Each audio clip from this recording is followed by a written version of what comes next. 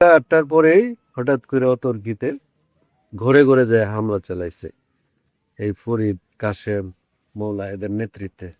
বাচ্চুর ছেলে এমনিই তারা এলাকায় প্রভাব বিস্তার করতে চায়। এখানে ধরেন একটা স্কুল আছে, হাই স্কুলের সভাপতি হয়েছিল কয়েকদিনের জন্য, চায়া নিছিল। এই সভাপতি হইয়া এক বেটার কাছে 7 লাখ টাকা আদায় করে, আরেক বেটার কাছে 6 লাখ টাকা আদায় করে, বিভিন্ন মানুষ কেটেছে। স্কুল থেকে অনেক টাকা পয়সা সে আত্মসাৎ করছে। এখন সে আবারও এরকম এলাকায় বিশৃঙ্খলা সৃষ্টি করে, প্রভাব সৃষ্টি করে সে আবারও স্কুলের সভাপতি। আচ্ছা, ফরিদ উদ্দিন যে সে তো বাংলাদেশ স্কাউটের নোয়াখালীর সহকারী পরিচালক, সে কি আজকে এলাকায় ছিল কিনা? সে অবশ্যই ছিল, এবং সে আমারে সকালে সে নিজে আমার বাড়িতে যায় থ্রেট দিছে যে কালকে আমি কেন আমার এমপির কাছে বিচার দিলাম, কেন এটি জানাইলাম, এমপি কেডা, ঠিক আছে। সে আমারে থ্রেট দিয়ে আসছে, থ্রেট দিয়ে পরে এদিকে আসে মার্চ। ঘটনা তো আপনার কৈপাড়ার লোকজন এলাকায় প্রভাব বিস্তার করার জন্য এটা দীর্ঘদিন যাবতই বিগত এই যে নামগুলো মেনশন করে করে পরেই চেষ্টা করতেছে, বিশেষ করে এখানে ফরিদের নেতৃত্বে ফরিদ, কাশেম, তারপরে বাচ্চু, মৌলা, তাদের নেতৃত্বে এলাকায় প্রভাব বিস্তারের জন্য দীর্ঘদিন যাবত এগুলা হইতেছে। তো আমাদের এমপি সাহেবের মাধ্যমে গত মাসে এটা ফয়সালা হয়েছে। উপজেলা বিএনপির যে নেতৃবৃন্দ আছে ওনাদের উপস্থিতিতে এটা একটা শান্তিপূর্ণ সমাধান আছে। সমাধানের পরে আবারও তারা এগুলা ডেলি বিভিন্নভাবে মানে উস্কানি দিতেছে। তো গতকালকে আমি এই বিষয়টা আবার এলটি মহোদয়কে অবহিত করছি উপজেলার গতকালকে। তো তখন আপনার রায়পুরা উপজেলা বিএনপির সমস্ত প্রায় অধিকাংশ নেতৃস্থানীয় নেতা উপস্থিত ছিল। তো এমপি মহোদয় ওনাদেরকে নির্দেশ দিছে আজকে আসার দে, আইসা যাতে একটা ব্যবস্থা নেয়। কিন্তু আজকে সকালে, গত রাতে তারা ককটেল পুড়াইছে, আজকে সকালে 8টার পরেই হঠাৎ করে অতর্কিতে ঘরে ঘরে যায় হামলা চালাইছে এই ফরিদ, কাশেম, মৌলা এদের নেতৃত্বে। বাচ্চুর ছেলে, হ্যাঁ, রায়শা, লিয়াকত এদের নেতৃত্বে এসে বাড়ি ঘরে ঘরে হামলা চালাইছে। হামলা চালায় এই যে মোমেন, আমরা চাস্তো ভাই, বয়স 60, তারে 2জনে নাকি গুলি করছে।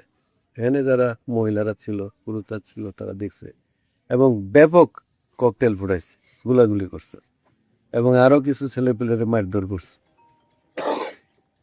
এখন বাই দিস টাইম আমরা তো আসলে মানে আইনে মান্য করি, আইন মতো চলি। তো সেই দিকে আমরা এখনো প্রশাসনের দিকে চাই আসি। আমার দলের আমার নেতা রায়পুরার অহংকার, রায়পুরার সংসদ সদস্য জনাব ইঞ্জিনিয়ার আশরাফুদ্দিন বকুল ভাইয়ের দিকে আমরা ওনার পানে চাই আছি। উনি যে ব্যবস্থা নেয় এবং প্রশাসনের দিকে আমরা চাই আছি। সম্মানিত এসপি মহোদয় আছেন, এডিশনাল এসপি মহোদয় আছেন, ওসি মহোদয় আছেন, ইউনো মহোদয় আছেন, ওনাদেরকে বিষয়গুলা জানানো হয়েছে এবং আমরা এটা একটা ন্যায্য বিচার চাই এবং এটা কি বলে সর্বোচ্চ যে শাস্তি, যে হত্যার, সেটা আমরা দাবি করি। এমনিই তারা এলাকায় প্রভাব বিস্তার করতে চায়। এখানে ধরেন একটা স্কুল আছে, হাই স্কুলের সভাপতি হয়েছিল কয়েকদিনের জন্য, চায়া নিছিল। সেই সভাপতি হইয়া এক বেটার কাছে 7 লাখ টাকা আদায় করে, আরেক বেটার কাছে 6 লাখ টাকা আদায় করে, বিভিন্ন মানুষ কেটেছে। স্কুল থেকে অনেক টাকা পয়সা সে আত্মসাৎ করছে।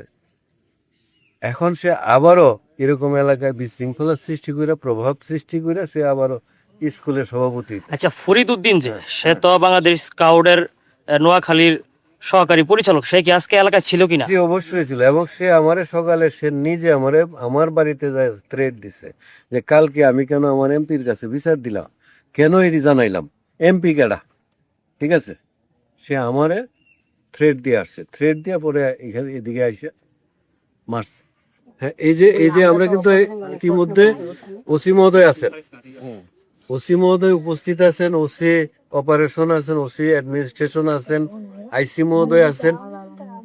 এরা হত্যা কইরা এরাই এখন মানে কি বলে বুক ফুলায় অস্ত্র সহ এরা এলাকায় মহড়া দিতেছে এবং তারা মাল জাল ছড়াইতেছে। এই যে 3জন ওসির সামনে কিছুক্ষণ আগে তারা মাইকে ঘোষণা দিছে তারা যাতে এলাকায় না যায়, তারা আবারও হামলা করে। মাইকে ঘোষণা দিয়ে ওসি সাহেব নিজেও শুনছে, এবং তারা মাল সরাইতেছে যাতে লুটপাটের মামলা পরবর্তীতে মানে মিথ্যা কোনো মামলা করার জন্য, এই যে দেখছেন মাল সরাইতেছে, এগুলো হইলে তারা মিথ্যা মামলা করার জন্য একটা নাটক সাজাইছে।